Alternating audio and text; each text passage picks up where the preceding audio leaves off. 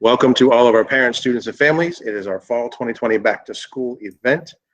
We are very glad you're able to join us and honored that you still allow us the opportunity to work with your children, your students. We do appreciate that, that they stayed with us this year. Online virtual learning is not the ideal model for everyone. Some people thrive, some people flourish, some people struggle, some people find it to be just the right sweet spot and it's working great. But do know that the teachers have worked hard over the summer. They're working hard the first 2 weeks. They worked hard every Wednesday afternoon under Mr. Zumwalt's tutelage and guidance, trying to find the best way to engage and plan and present learning opportunities to our students. So I do applaud our teachers for working hard, and I applaud our students for coming every day.